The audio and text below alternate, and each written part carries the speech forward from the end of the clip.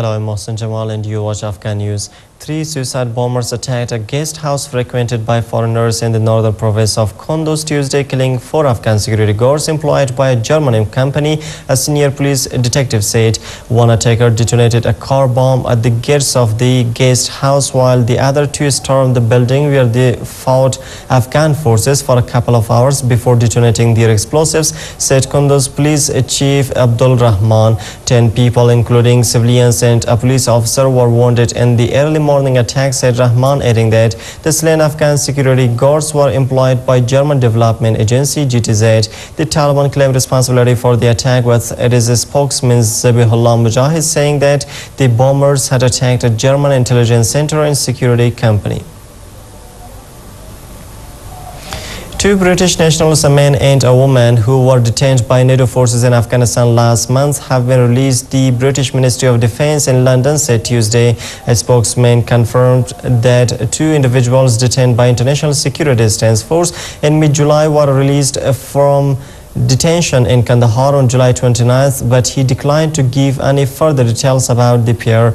The Ministry of Defense announced their detention on July 21st, saying it had taken place the previous week, but gave no reason for it, adding that it had been a joint operation by British and Afghan forces. And the pair were being held in Kandahar in southern Afghanistan for questioning. A Home Office spokeswoman refused to comment on whether the pair, who have dual nationalities, will now be allowed back to Britain.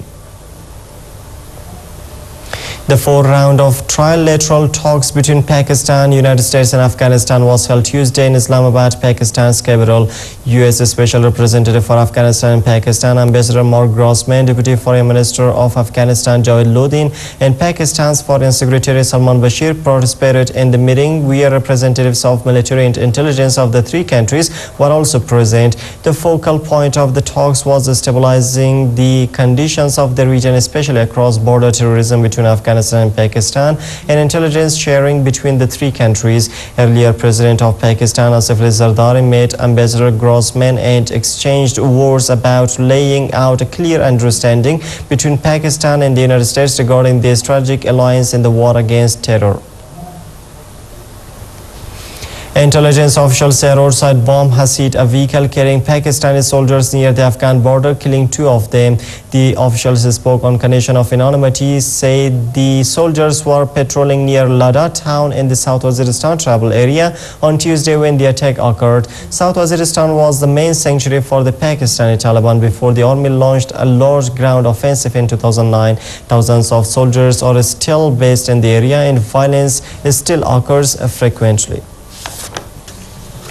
Pakistan's Interior Minister warned of stern action against militants and criminals on Tuesday in Pakistan's commercial capital Karachi was unabated violence, killing another 26 people over the past 24 hours. Karachi, home to the country's main port, stock change and central bank, has been plagued with fighting linked to ethnic and religious tension. Police say about 200 people were killed in July alone, while local media reported that 318 people were killed in July. On Tuesday, Interior Minister Rahman Malik told reporters that of that 26 people killed in the last 24 hours, 18 were victims of targeted killing, aided death. The government had prepared a plan to tackle the deteriorating law and order situation in Karachi. The U.S. military chief has said that Iraq must decide on the future of U.S. troops as soon as possible, and also include provisions on immunity for American soldiers. The remarks by Admiral Mike Mullen, outgoing chairman of the U.S. military's Joint Chiefs of Staff, came before a meeting of Iraqi political leaders to discuss whether to keep U.S. troops in the country beyond the December 31st deadline. Mullen said on Tuesday in Baghdad that American troops must be given immunity from prosecution as part of any agreement to keep them in Iraq, and that this protection must be approved by Iraq's parliament. Following talks on Monday evening with Nouri al-Maliki, the Prime Minister, and President Jalal Talibani, Mullen said he was confident they were aware of the urgency of the issue, but added that they faced internal political challenges to reach a deal. Right now, about 46,000 American forces remain in the country, but their departure will gain momentum this autumn onwards. Syrian forces killed at least 6 civilians and wounded tens of people early on Tuesday in an assault on the eastern Damascus suburb of Erbil. An activist in the suburb said by phone. The latest report comes after activists said at least 150 people were killed across the country in the last 2 days. Reacting to the violence, European powers on Monday relaunched a dormant draft UN resolution to condemn Syria, circulating a revised text at the Security Council, with envoys disagreeing over whether the 15-nation body should adopt the Western-backed draft resolution or negotiate a less binding statement.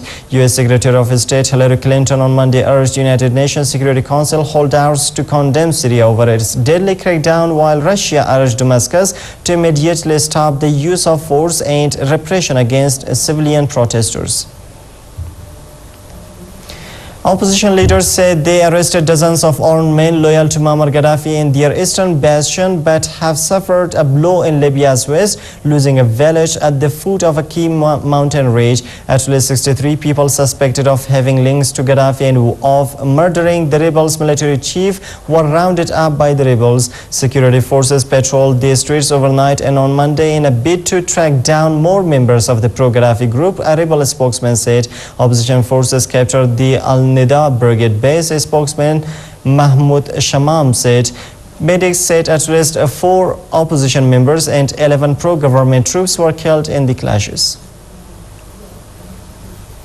The trial of ousted Egyptian President Hosni Mubarak for charges that include ordering the killing of protesters will take place at Cairo's police academy on Wednesday, state media said. A source close to Mubarak had said his lawyer would tell the court in Cairo that Mubarak, who has been in hospital in the Red Sea resort of Sharm el-Sheikh since April, was too sick to attend this session in person. Many Egyptians view Mubarak's illness as a ploy used by the ruling military council, which took over after Mubarak's ouster in February to avoid publicly humiliating their former commander-in-chief. Mubarak, who was forced to leave on February 11th by uprising inspired by the downfall of Tunisian president, retreated with his family to the Sharm el-Sheikh resort, having vowed he would not flee Egypt and intended to die on its soil. And that the United States House of Representatives has approved a last-gasp deal to raise the country's borrowing limit in a decisive step towards averting a catastrophic debt default by the world's largest economy. A day before the deadline to lift the debt ceiling, the passage by the Republican-controlled House of the $1.1 trillion deficit-cutting plan hammered out over the weekend cleared the way for the Senate to approve it. The Democratic-controlled Senate was due to vote on the bill at noon on Tuesday and was widely expected to pass it.